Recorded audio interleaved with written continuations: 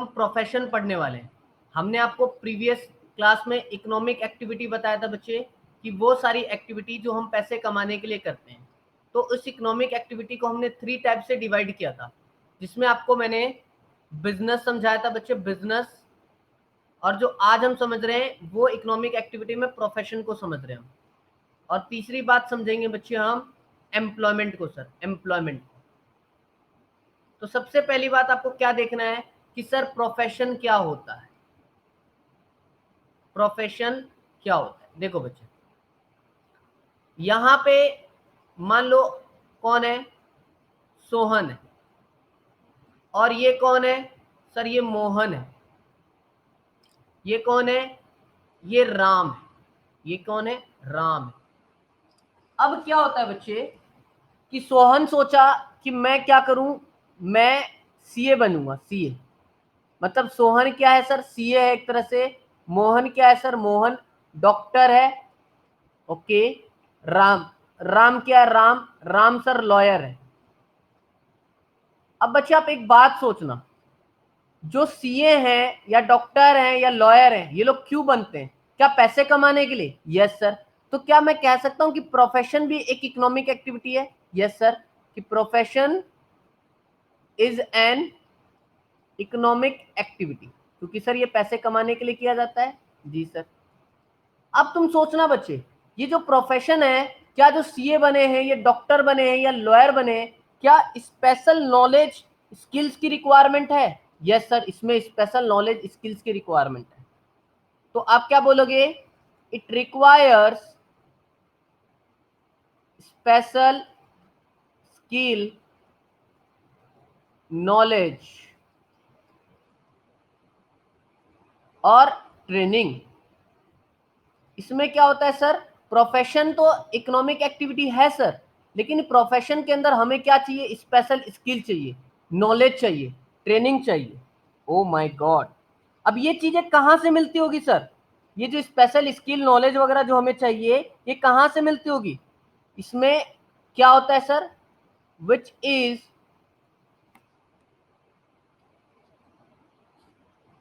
Provided by some universities और institution. जो आपको स्पेशल स्किल नॉलेज या ट्रेनिंग चाहिए, यह किसी यूनिवर्सिटीज इंस्टीट्यूशन से मिलता है सर। और प्रोफेशन में क्या होता है सर, यहाँ पे प्रोफेशन में क्या होता है, यहाँ एंट्री जो है ना वो रेगुलेटेड होती है, और it requires long academic preparation, long academic preparation.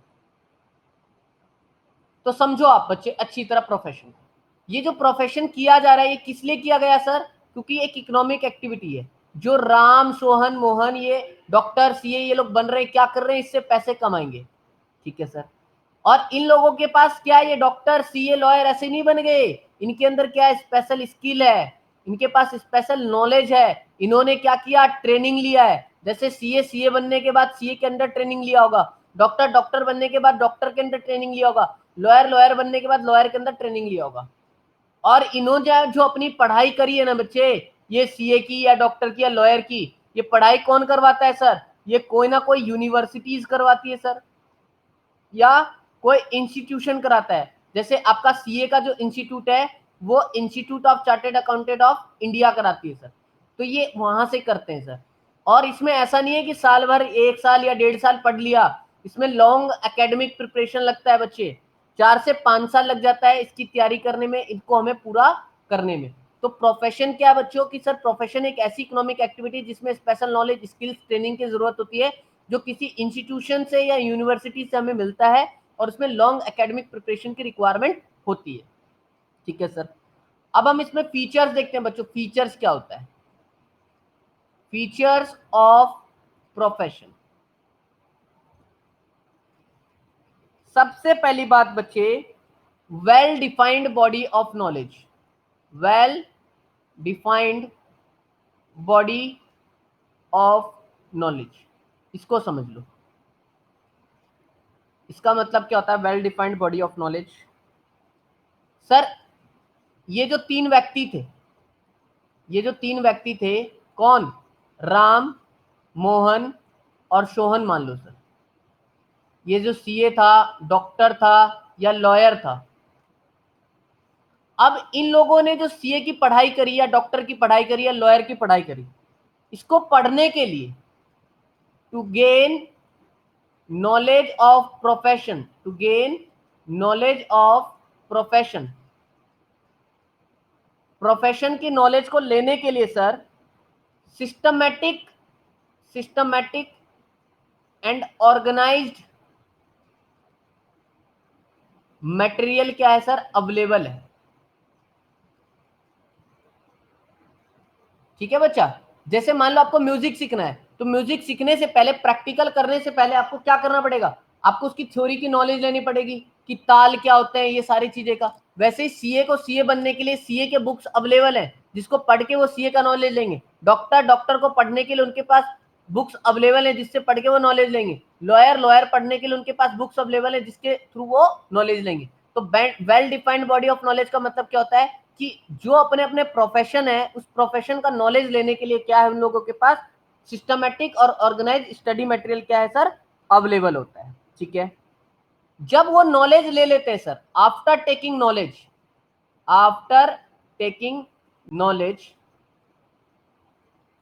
जब वो सर नॉलेज ले लेते हैं इन चीजों का, तो फिर वो क्या करते हैं? वो अपने फील्ड की प्रैक्टिस करते हैं, अपने फील्ड की प्रैक्टिस करते हैं। जब उन्होंने नॉलेज ले लिया, डिग्री क्लियर कर लिया, तो सीए क्या करेगा? अब अपनी सीए की प्रैक्टिस करेगा, डॉक्टर अपने डॉक्टर की प्रैक्टिस करेगा, लॉयर अपने लॉयर की प्रैक्टिस करेगा। तो इसको बोलते हैं well defined body of knowledge. इसका सीधा सीधा मतलब यही है कि बच्चे, उन लोगों के पास क्या होता है सर? अपने प्रोफेशन की नॉलेज को लेने के लिए किताबें हैं, जो बुक्स हैं वो अवेलेबल होती हैं। उनको पढ़कर, उनको समझकर, वो एग्जाम देकर अपने प्रोफेशन को क्लियर करते हैं। फिर उस प्रोफेशन की वो लोग क्या करते हैं सर? प्रैक्टिस करते हैं।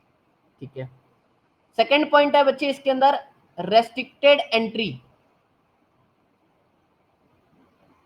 देखो बिजनेस में तो हमने क्या समझा था? बिजनेस में तो बच्चे जो मैनेजमेंट करना है, हमें बिजनेस में क्या करना है? काम को देखना है, मैनेजमेंट करना है। वहां तो कोई भी आ जाओ और मैनेजर बन जाओ, कोई भी आ जाओ और मैनेजर बन जाओ, जिसका मर्जी वो मैनेजर बन जाए, वो मैनेजर की नौकरी कर ले।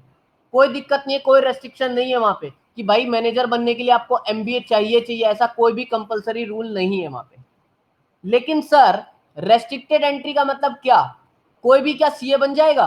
कोई भी क्या आके डॉक्टर की प्रैक्टिस कर लेगा? कोई भी क्या आके लॉयर की तरह केस लड़ लेगा? नो। यहां पे सीए, डॉक्टर, लॉयर कौन बन सकता है? जिसके पास डिग्री हो, जिसके पास डिग्री हो। एक बंदा डॉक्टर की प्रैक्टिस जब ही कर सकता है अगर उसके पास डिग्री है। डिग्री नहीं है तो उसको रोका गया है, रेस्ट्रिक्ट किया गया है कि वो प्रैक्टिस नहीं कर सकता एज अ डॉक्टर। उसके पास डिग्री होना चाहिए जब भी सीए के रूप में प्रैक्टिस कर सकता है, डॉक्टर होना चाहिए जब भी डॉक्टर के रूप में प्रैक्टिस कर सकता है। डिग्री होनी चाहिए सर, बिना डिग्री वो प्रैक्टिस नहीं कर सकता। तो यहाँ पे क्या कराया गया है सर? रोक लगाया गया, रेस्ट्रिक्टेड किया गया है कि हर एक आम आदमी ये काम नहीं कर सकता। इसकी प्रैक्टिस वही कर सकता है जिसके पास क्या है? डिग्री है। जी सर। तो ये सेकंड पॉइंट था प्रोफेशन के अंदर बच्चे। थर्ड देखो, थर्ड पॉइंट कहता है presence of professional association, presence of professional association. अब ये प्रोफेशनल एसोसिएशन कौन है सर? देख लो, बता देता हूं। सीए को जो रेगुलेट करता है, एक ऐसी बॉडी जो सीए को रेगुलेट करती है, उसकी बॉडी कौन है? उसकी बॉडी है sir institute of chartered accountant of India. Doctor को जो रेगुलेट करते हैं उसकी बॉडी कौन है sir? Sir medical council of India,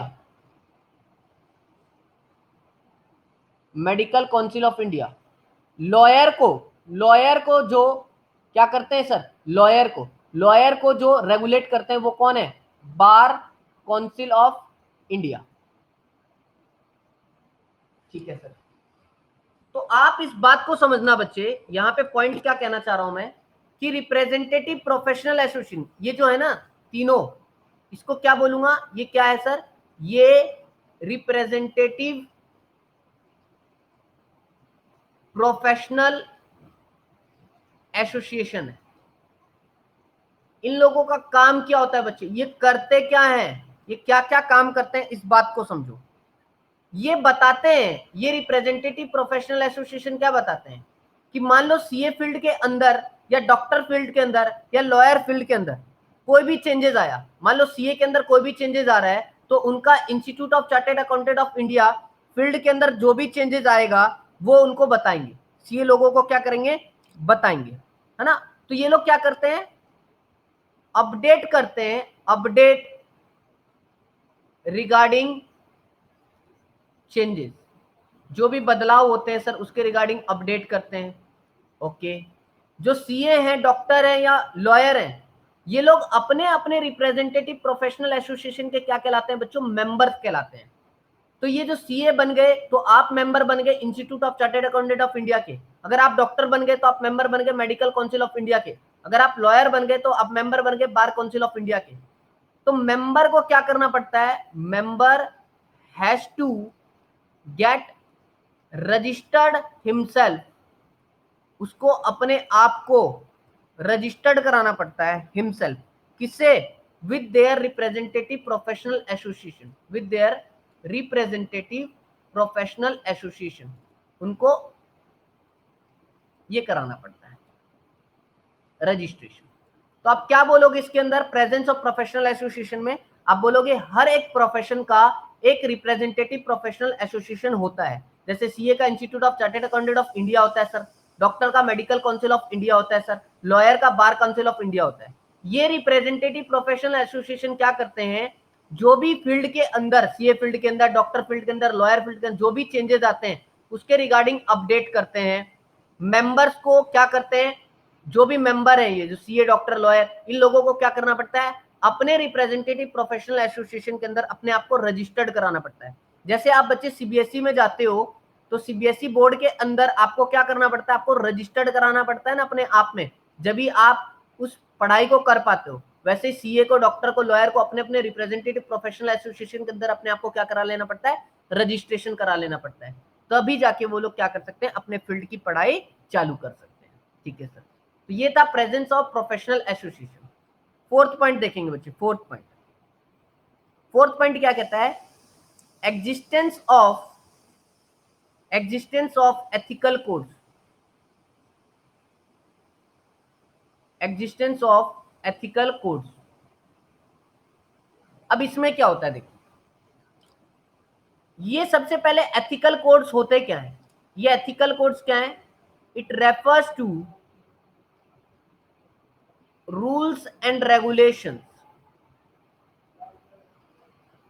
इसको बोलते हैं sir rules and regulation. Every member, every professionals, जो भी प्रोफेशनल लोग हैं ना बच्चे, चाहे CA, doctor, lawyer, are bound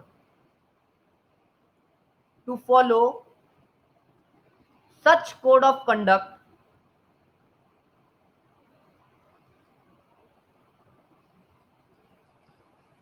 जितने भी प्रोफेशनल है बच्चे उन वो मजबूर है, बाउंड है कि उनको फॉलो करना पड़ेगा ये कोड ऑफ कंडक्ट, क्या सर, रूल्स एंड रेगुलेशंस को फॉलो करना पड़ेगा, provided by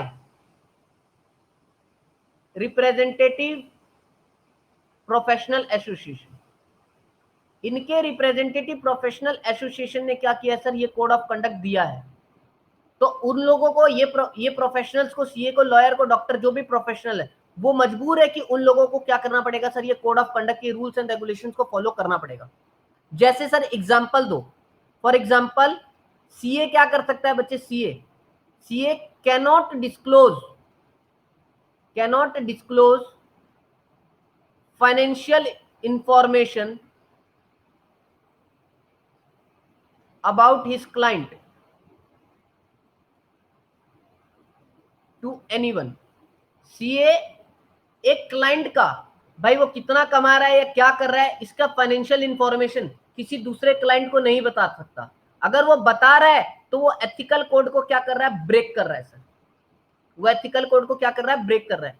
CA can not do advertisement, आपने कभी देखा है कि टीवी पे सीए का एडवर्टाइजमेंट आ रहा हो कि मैं इतने में वो कर दूंगा, इतने में वो कर दूंगा, नहीं, वो एडवर्टाइजमेंट नहीं कर सकता। तो ये एग्जिस्टेंस ऑफ एथिकल कोड से जो रूल्स एंड रेगुलेशंस उनको फॉलो करना पड़ता है। आप देखते हो लॉयर को क्या करना पड़ता है, कोर्ट में जज साहब से जब वो लड़ाई करते हैं, बहस करते हैं बच्चे, है ना, तो खड़े होके स्टैंड रहना पड़ता है, खड़े होके वो क्या करते हैं, ये भी क्या रूल्स एंड रेगुलेशंस के अंदर आता है। तो ये चीजें जो रूल्स एंड रेगुलेशंस क्या करने पड़ते हैं, प्रोफेशनल्स को फॉलो करने पड़ते हैं। ठीक है सर, नेक्स्ट पॉइंट देखो बच्चे, next point, fifth point, service motive. Fifth point क्या है, सर्विस मोटिव। अब बच्चा क्या कहता है सर्विस मोटिव को समझना, ये पॉइंट इंपॉर्टेंट है। ये पॉइंट क्या कहता है, the main purpose of every professional must be to provide service over economic consideration।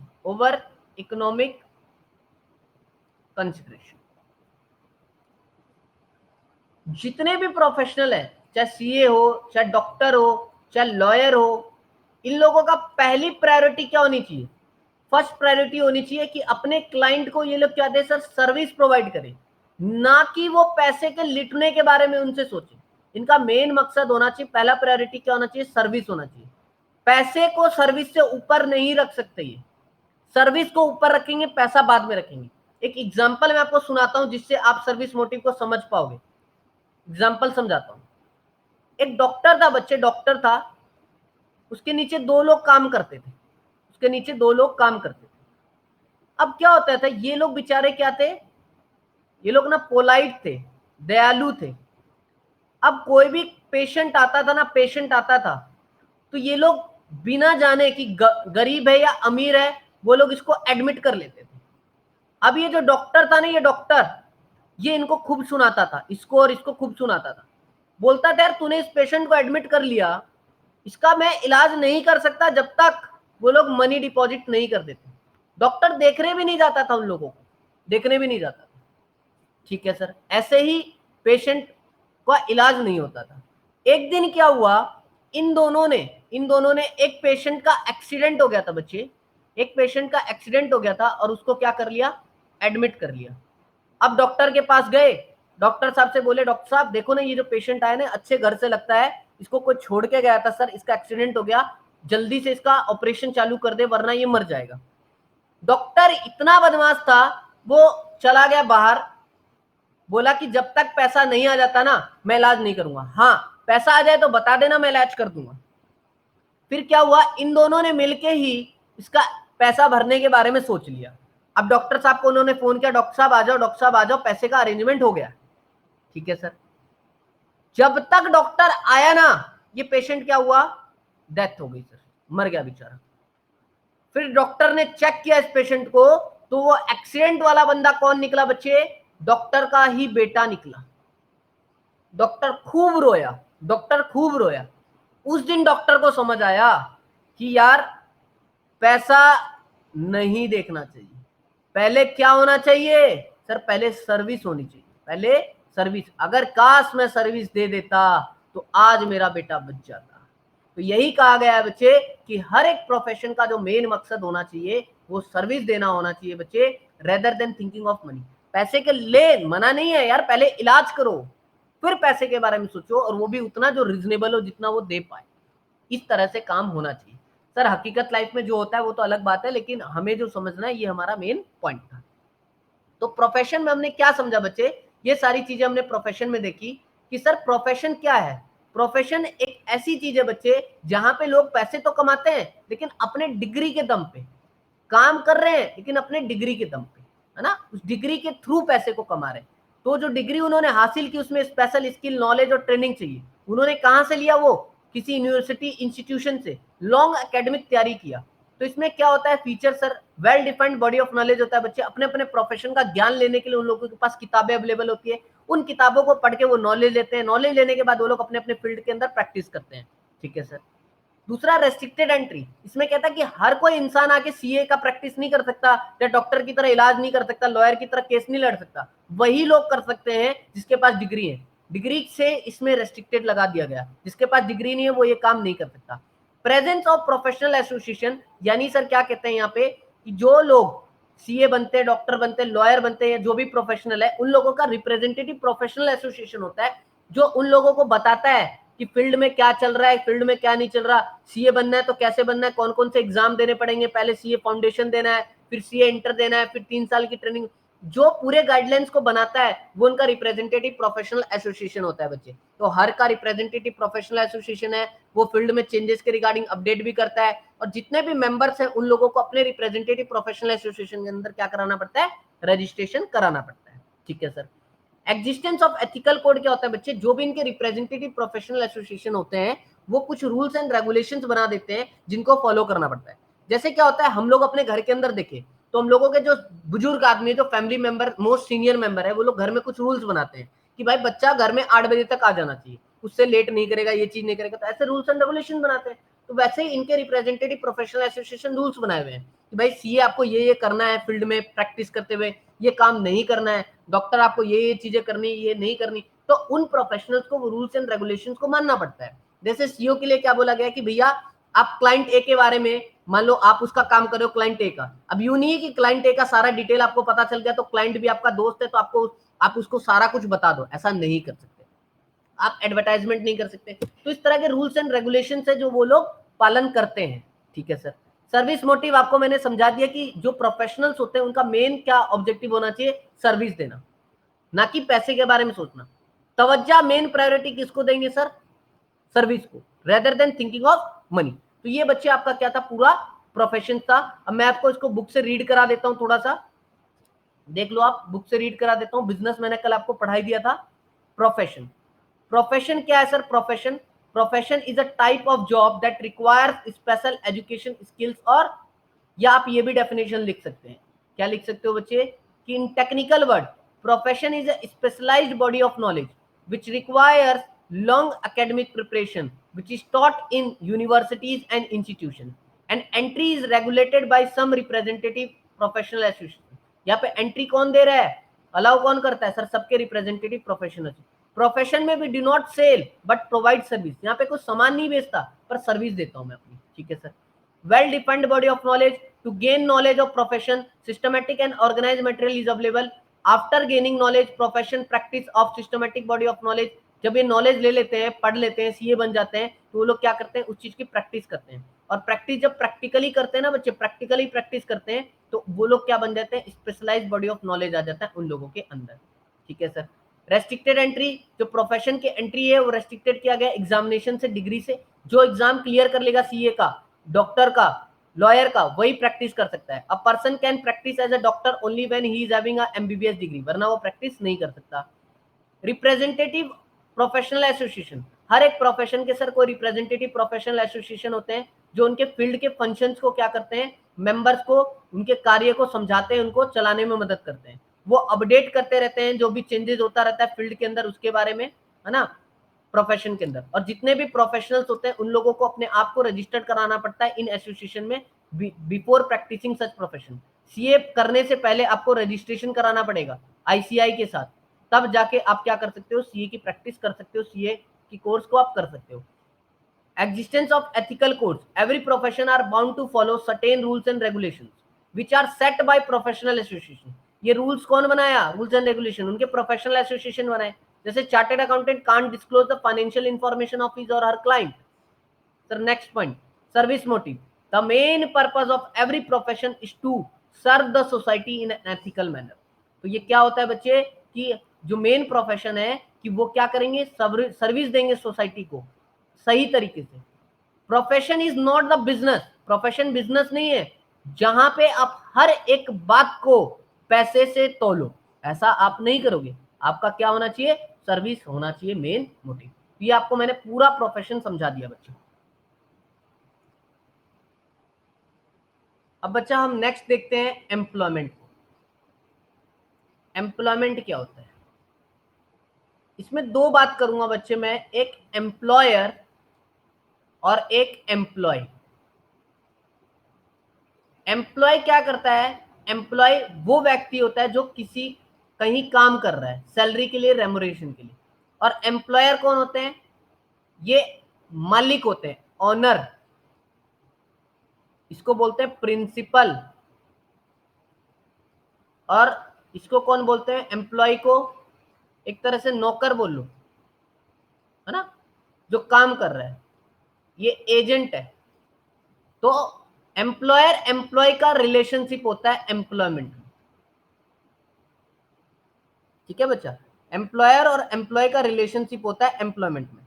तो एम्प्लॉयमेंट का मतलब क्या, ये जो व्यक्ति है, मान लो एक टीचर है, teacher work in a school, तो स्कूल का जो ऑनर है, स्कूल ऑनर कौन कहलाएगा, स्कूल ऑनर क्या कहलाएगा, वो एम्प्लॉयर कहलाएगा, और टीचर क्या कहलाएगी, एम्प्लॉय कहलाएगी। तो teacher work in A school for salary, तो टीचर किस क्या कर रही है, वो एम्प्लॉयमेंट कर रही है। तो यहां टीचर स्कूल में क्यों काम करती है सर, पैसे कमाने के लिए। तो क्या इकोनॉमिक एक्टिविटी है, yes sir.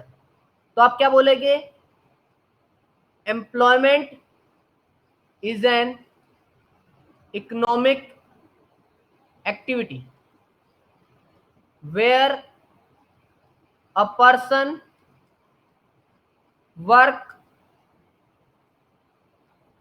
For salary, wages, etcetera, ठीक है। Example, workers work in factory, teacher teachers in school. तो ये क्या है सर, एम्प्लॉयमेंट है बच्चे, ये क्या है, एम्प्लॉयमेंट। फीचर्स क्या होते हैं एम्प्लॉयमेंट के, फीचर्स देखो, नो नीड ऑफ कैपिटल, यहां पे एम्प्लॉयमेंट में आपको कोई भी पैसे लगाने की जरूरत ही नहीं है बच्चे। क्यों, आपके पास टैलेंट है, ठीक है, आप गए किसी के पास, उसके पास नौकरी कर रहे हो, आप अपनी सर्विस दे रहे हो, आपको कोई भी पूंजी नहीं लगाना पड़ेगा। लेकिन प्रोफेशन में, इनमें तो आपको पैसा लगाना पड़ेगा, जब भी आप प्रोफेशन खोल सकते हो अपना। जब पैसा ही नहीं लगा तो कोई रिस्क भी नहीं है, नो रिस्क, क्योंकि पैसा ही नहीं लगा सर, तो रिस्क कैसा, कोई भी रिस्क नहीं है। यहां पे आपको बच्चे पर्सनल सर्विसेज देना पड़ता है, पर्सनल सर्विसेज। जैसे सर एग्जांपल समझो, मैं टीचर हूं, मैं स्कूल में पढ़ा रहा हूं, तो मैं ऐसा तो नहीं है ना कि अपनी जगह मैं मोहन को भेज दूं पढ़ाने के लिए, नहीं सर, ऐसा नहीं कर सकते। तो मैं यहाँ क्या देना पड़ता है बच्चे, मुझे पर्सनल सर्विस देना पड़ता है, खुद ही जाना पड़ता है पढ़ाने के लिए, ठीक है। यहाँ पे क्या है सर, एम्प्लॉयर और एम्प्लॉय का रिलेशनशिप है, एम्प्लॉयर एंड एम्प्लॉय रिलेशनशिप, ठीक है सर। और यहां पे क्या होता है सर, कोड ऑफ कंडक्ट नहीं होता, यहां पे कॉन्ट्रैक्ट होता है, कॉन्ट्रैक्ट। ये छोटा सा ही है बच्चे क्या, हमारा एम्प्लॉयमेंट। एम्प्लॉयमेंट में क्या समझेंगे हम, कि एम्प्लॉयमेंट एक ऐसी इकोनॉमिक एक्टिविटी है जहां पे एक व्यक्ति काम करता है सैलरी के लिए, वेजेस के लिए, फैक्ट्री के अंदर, या टीचर टीचर्स इन स्कूल, इसको हम बोलते हैं एम्प्लॉयमेंट। आप देख लेना, जो लोग भी नौकरी कर रहे हैं किसी के नीचे, वो क्या कहलाता है बच्चे, एम्प्लॉयमेंट, ठीक है। तो उस एम्प्लॉयमेंट में मान लो मैं कहीं नौकरी कर रहा हूं, आप कहीं नौकरी कर रहे हो, तो आपको पैसे लगाने की जरूरत है क्या, नहीं सर, भाई मेरे को वहां नौकरी कर रहा हूं सैलरी लेने के लिए, मैंने काम किया, उन्होंने सैलरी दिया। जब मैं पैसा ही नहीं लगा रहा तो मेरा रिस्क है क्या, नहीं सर, डूबेगा कुछ भी, कंपनी डूबेगी, बर्बाद होगी, किसका, सामने वाले पार्टी, मेरा कोई रिस्क नहीं। पर्सनल सर्विसेज, आप जहां नौकरी कर रहे हो, आपको काम वहां खुद अपने आप करना पड़ेगा ना, आप अपनी जगह किसी को भेज सकते हो क्या, नहीं सर, तो पर्सनल सर्विसेज है वो, ओके। एम्प्लॉयर एम्प्लॉय का रिलेशनशिप है, आप जा रहे हो उसके नीचे काम कर रहे हो, आप कौन, आप नौकर, जिसके नीचे काम कर रहे हो वो कौन, वो मालिक सर, वो एम्प्लॉयर है। तो यहाँ एम्प्लॉयर एम्प्लॉय का रिलेशनशिप है। कोड ऑफ कंडक्ट, वो आपको कोई रूल्स एंड रेगुलेशंस बना के नहीं देता, वो आपके साथ कॉन्ट्रैक्ट करता है, उस कॉन्ट्रैक्ट में लिखा होता है, देखो हमारे ऑफिस के अंदर, कंपनी के अंदर ये करना है, ये नहीं करना है, ऐसे ऐसे काम करना है, इतने साल तक आप काम करोगे, वो कॉन्ट्रैक्ट होता है, ठीक है सर। तो यहाँ पे एम्प्लॉयमेंट में ये चीज आपको देखनी है बच्चों, तो मैं आपको बुक से रीड करा देता हूं अभी एम्प्लॉयमेंट को भी। It is an economic activity, क्यों है इकोनॉमिक एक्टिविटी, क्योंकि डन टू अर्न मनी, किया गया है पैसे कमाने के। जहां पे एक पर्सन को हायर, हायर का मतलब लिया जाता है, किसके द्वारा, किसी भी ऑर्गेनाइजेशन के द्वारा, ताकि वो व्यक्ति अपनी सर्विसेज दे सके रेगुलर बेसिस पे। कंसिडरेशन का मतलब क्या, बदले में, बदले में क्या मिलेगा सर, सैलरी या वेजेस के बदले में। रिलेशनशिप कैसा है, एम्प्लॉय एंड एम्प्लॉयर का रिलेशनशिप। तो यहां पे क्या बोला सर कि एम्प्लॉयमेंट एक इकोनॉमिक एक्टिविटी होता है सर, जहां पे क्या करते हैं सर, एक व्यक्ति को कोई कंपनी या ऑर्गेनाइजेशन हायर कर लेती है और वो व्यक्ति अपनी सर्विसेज को देता है उस ऑर्गेनाइजेशन को, और बदले में क्या लेता है सर, बदले में सैलरी रेम्युनरेशन वगैरह लेता है। दोनों के बीच में एम्प्लॉय और एम्प्लॉयर का क्या होता है सर, रिलेशनशिप वहां पे होता है। दोनों के बीच में किसका रिलेशन है, एम्प्लॉय और एम्प्लॉयर का रिलेशनशिप होता है। आगे समझो, फीचर्स क्या है, no capital required, code of conduct नहीं होता सर, फॉर्मल होता है और टाइमली वर्क होता है। मतलब जैसे कोड ऑफ कंडक्ट में क्या बोला, हमने वहां पे किसी के यहाँ काम कर रहा हूं, मैं किसी की फैक्ट्री में काम कर रहा हूं, तो क्या बोलते हैं कि भाई यहाँ पे हमारे फैक्ट्री में आना है, फॉर्मल ड्रेस में आना है, टाइम से आना है, टाइम से जाना है, इस तरह का वहां पे कुछ कोड ऑफ कंडक्ट होता है जो कि आपके कॉन्ट्रैक्ट में लिखा होता है। Personal services, no other person can work in my place, मुझे खुद ही जाना पड़ेगा, किसी और को नहीं भेज सकता। नो रिक्स, जब सर पैसा ही नहीं लगाया तो रिक्स कैसा, नो रिक्स। और रिलेशन कैसा है सर, एम्प्लॉयर और एम्प्लॉय का रिलेशनशिप होता है। अब बच्चों मैं आपको डिफरेंस समझाने जा रहा हूं कि सर प्रोफेशन, एम्प्लॉयमेंट और बिजनेस, इन तीनों के बीच में डिफरेंस क्या है, इस डिफरेंस को समझो आप मेरे साथ।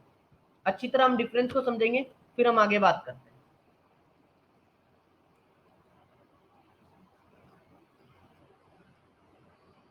देखो डिफरेंस, बिजनेस, प्रोफेशन और एम्प्लॉयमेंट। बिजनेस में क्या होता है सर, बिजनेस में मोड ऑफ एस्टेब्लिशमेंट, यानी बिजनेस कब चालू हो सकता है सर, बिजनेस चालू हो सकता है after completing legal formalities if necessary या इफ नीडेड। मान लो बच्चों, मुझे एक चाय की दुकान खोलनी है, तो क्या मेरे को अपना चाय का बिजनेस करना है, उसके लिए कोई लीगल फॉर्मेलिटी करना पड़ेगा, नहीं सर, कुछ भी नहीं करना पड़ेगा। लेकिन हाँ, मेरे को एक कंपनी खोलनी है तो लीगल फॉर्मेलिटी करना पड़ेगा, अपने आप को रजिस्टर्ड कराना पड़ेगा, तो वो कराने के बाद ही मैं कंपनी खोल सकता हूँ। तो बिजनेस कब स्टार्ट हो सकता है सर, जब स्टार्ट हो जाएगा बच्चे, अगर कोई लीगल फॉर्मेलिटी है तो उसको पूरा कर लो, नहीं है तो बिना लीगल फॉर्मेलिटी के पूरा हो सकता है। प्रोफेशन कब चालू हो सकता है, आप सीए या डॉक्टर या लॉयर की प्रैक्टिस कब कर सकते हो, जब आपको उसका सर्टिफिकेट मिल जाए, जैसे सीए की डिग्री मिल जाए, लॉयर की डिग्री मिल जाए, तो आप उसका प्रोफेशन को चालू कर लोगे, प्रैक्टिस चालू कर लोगे। हाँ सर, मैं किसी के नीचे नौकरी कब कर सकता हूं, जब वो मुझे अपॉइंटमेंट लेटर दे दे। देखो कई कंपनी कागज देती है अपॉइंटमेंट लेटर का, या कई मुंह जवानी बोल देती है ठीक है कल से काम पे आ जाना, तो वो जो मंजूरी है ना वो मिल जाना चाहिए, तो आपको नौकरी आप कर सकते हो। नेचर ऑफ वर्क कैसा होता है, किस तरह का काम करना पड़ता है बच्चे, बिजनेस में तो सर कोई मैं सामान या सर्विसेज बेचता हूं पब्लिक को, तो वो मेरा बिजनेस है, उसमें इस तरह का काम करना पड़ता है। प्रोफेशन में क्या होता है, मैं अपनी एक्सपर्टाइज नॉलेज की सर्विस देता हूं, जैसे मैं सीए हूं तो अपने क्लाइंट को मैं अपना जो सीए का नॉलेज है वो शेयर करता हूं, उसका टैक्सेशन का टैक्स फाइल करता हूं, जीएसटी फाइल करता हूं, उसका आईटीआर फाइल करता हूं, उसका ऑडिट करता हूं, इस तरह से मैं उन लोगों को क्या करता हूं सर, सर्विस देता हूं। ठीक है बच्चे, लॉयर क्या करता है, केस लड़ता है, डॉक्टर पेशेंट को ट्रीट करता है, इस तरह से वो सर्विस देता है। एम्प्लॉयमेंट क्या करता है, एम्प्लॉयमेंट में जो मेरा मालिक मुझे काम बताता है उसके अकॉर्डिंग मैं काम कर देता हूं, ये मेरा इस तरह का काम होता है एम्प्लॉयमेंट के अंदर। क्वालिफिकेशन, यार बिजनेस कौन कर सकता है सर, कोई भी मिनिमम क्वालिफिकेशन की जरूरत नहीं है, एक सड़क छाप लोग भी बिजनेस कर सकते हैं, बस उसका बिजनेस करने का मंजूरी होनी चाहिए। प्रोफेशन, भाई प्रोफेशनल कौन बन सकते हैं सर, प्रोफेशनल के लिए आपके पास ट्रेनिंग होनी चाहिए, आपके पास डिग्री होनी चाहिए, जब भी आप प्रोफेशनल कर सकते हैं। सीए का डिग्री होगा, लॉयर के पास डिग्री होगा, वो क्वालिफिकेशन उसके पास होनी चाहिए, जब भी कर सकते हैं, वरना नहीं कर सकते। ओके, एम्प्लॉयमेंट में कैसी क्वालिफिकेशन चाहिए सर, जिसने जिसको जिस तरह का काम दिया ना उसके अकॉर्डिंग क्या होना चाहिए, उनके पास डिग्री होना चाहिए। मान लो बच्चे मेरे को मशीन चलाने का काम दिया गया, और पता है यार मशीन चलाने में कोई भी नॉलेज की जरूरत नहीं है, तो कोई भी क्वालिफिकेशन नहीं चाहिए। लेकिन हाँ, मेरे को कोई मैनेजमेंट का दिया काम, बोला कि आपको सर एमबीए की डिग्री होनी चाहिए, तो मेरे पास एमबीए की क्वालिफिकेशन होनी चाहिए। तो काम के अकॉर्डिंग जो भी मेरा एम्प्लॉयर है, जो मेरा मालिक है, उसको जो काम करवाना है उस हिसाब से वो डिग्री बता देगा, वो मेरे पास होनी चाहिए।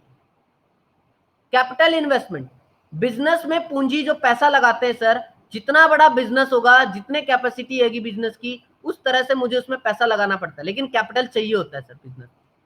प्रोफेशन में मुझे कैपिटल चाहिए, लेकिन बिजनेस से कम पैसा चाहिए। क्यों सर? बिजनेस में तो बच्चे मुझे जमीन, बिल्डिंग, मशीनरी वगैरह हैवी हैवी, इसमें बहुत पैसा लगाना पड़ता है, लेकिन प्रोफेशन में ज्यादा क्या चलेगा, मेरा दिमाग चलेगा, तो इसमें कम पैसा चाहिए मुझे, सिर्फ एक ऑफिस सा बनाना पड़ता है, जगह का लिए मुझे पैसे चाहिए होते हैं। एम्प्लॉयमेंट में तो सर मुझे कोई भी पैसा नहीं चाहिए, है ना? क्यों? मैं किसी के पास काम करूंगा, मुझे कोई पैसे की जरूरत नहीं है। अच्छा, बिजनेस में क्या होता है बच्चे, जो मैंने पैसा लगाया है, जो मैंने बिजनेस किया, बदले में मुझे क्या मिलता है सर? प्रॉफिट मिलता है। मान लो मैं सामान बेच रहा हूं या सर्विस बेच रहा हूं, तो बदले में जो मुझे रिटर्न आ रहा है उसको क्या बोलूंगा? उसको प्रॉफिट बोलूंगा। मैं सीए था, अपने क्लाइंट को जो सर्विस दिया वो मुझे क्या देगा? मेरी फी देगा। लॉयर को क्या मिलेगा सर? फी मिलेगा। डॉक्टर भी अपनी फीस लेता है, ठीक है। जब मैं किसी के पास नौकरी कर रहा हूं तो मुझे क्या देंगे? सैलरी या वेजेस देंगे सर, सैलरी या वेजेस देंगे। सैलरी किसको मिलता है बच्चों? जिसके पास स्किल होता है। और वेजेस किसके लिए बोलते हैं? अनस्किल्ड पर्सन के लिए, मजदूरों के लिए, ठीक है सर। सर बिजनेस में सबसे ज्यादा पैसा लगता है तो सबसे ज्यादा रिस्क होगा, इसमें कम पैसा लगता है प्रोफेशन में तो कम रिस्क होगा सर, और यहाँ पे कोई पैसा ही नहीं लगता तो रिस्क ही नहीं है sir. Okay, code of conduct, यार बिजनेस में मेरे लिए कोई कोड ऑफ कंडक्ट नहीं है, कोई मेरे ऊपर रिप्रेजेंटेटिव प्रोफेशनल एसोसिएशन नहीं है तो मुझे आके बताइए रूल्स एंड रेगुलेशन को फॉलो कर। नो, कोई कोड ऑफ कंडक्ट नहीं है। प्रोफेशन में कोड ऑफ कंडक्ट होता है सर, और यहाँ पे कोड ऑफ कंडक्ट नहीं होता, यहाँ पे क्या होता है? कॉन्ट्रैक्ट होता है। मतलब जब मैं नौकरी करता हूं तो उस टाइम लिखा हुआ होता है कॉन्ट्रैक्ट में, भैया आपका ये कॉन्ट्रैक्ट पेपर है और इसके अकॉर्डिंग आपको ऐसे ऐसे काम करना है, फॉर्मल ड्रेस में आना है, ये टाइम टेबल है, इस तरह से मशीन को ऑपरेट करना, वो रूल्स एंड रेगुलेशंस होते हैं। तो यहाँ टर्म्स एंड कंडीशंस होते हैं, कॉन्ट्रैक्ट होता है जिसको फॉलो करना पड़ता है। तो बच्चे यही आपका तीनों के बीच में क्या है? डिफरेंस है प्रोफेशन और एम्प्लॉयमेंट के बीच में। तो आपको ये सभी कुछ अच्छी तरह से समझ लेना है कि सर क्या प्रोफेशन होता है।